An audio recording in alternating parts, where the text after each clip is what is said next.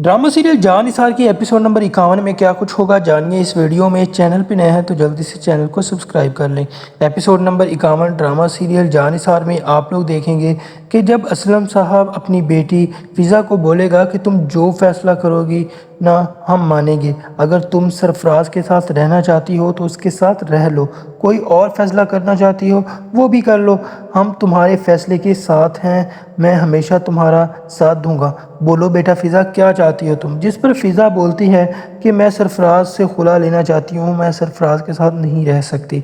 जी हाँ, जिसकी वजह से जो है वो सरफराज को खुला का नोटिस भेज देते हैं और सरफराज को जैसे ही खुला का नोटिस मिलता है वो भागा चला आता है फिर से दुआ और फ़िज़ा के घर और वहाँ पर आकर बोलता है बहुत अच्छा किया कि तुमने मुझे ये नोटिस भेजा। फ़िज़ा को ये बोलता है सरफराज और कहता है कि क्योंकि मैं तुमसे शादी करना ही नहीं चाहता था, क्योंकि मैं मोहब्बत तो दुआ से करता हूँ। जिस पर जो है वो फ़िज़ा की आंखें फड़केंगी और बोलेगी कि क्या मतलब है तुम्हारा। जिस पर बोलेगा आगे से सरफराज के दुआ, जिस तरह से तुम मेरी पहली मोहब्बत हो मैं जानता हूँ कि तुम्हारी पहली मोहब्बत भी मैं ही हूँ। जिस पर फ़िज़ा जो है वो दोनों को देखने लग जाएगी और शक में मुब्तला हो जाएगी। जिस पर कहेगा आगे से सरफराज कि तुमको पाने के लिए मैं कुछ भी करने को तैयार हूँ और फ़िज़ा को मैं इसीलिए ही छोड़ रहा हूँ।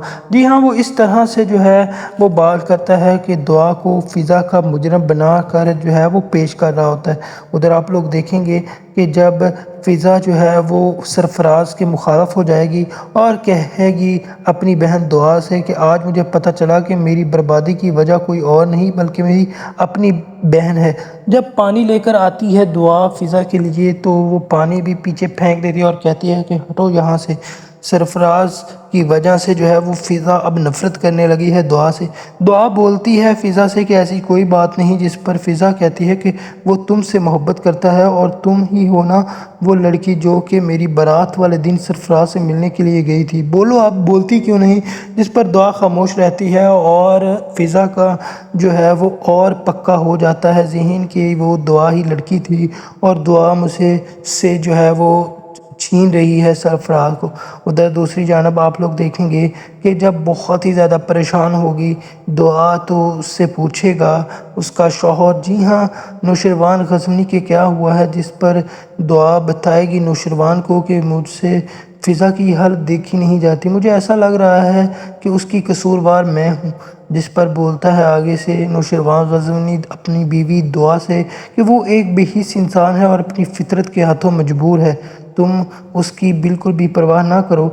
जिस पर जो है वो बताती है दुआ अपने शौहर नौशरवान को कि इसने मुझ पर बड़े ही बुरा भला मुझे कहा है और बहुत ही घटिया मुझ पर इल्ज़ाम भी लगाया है।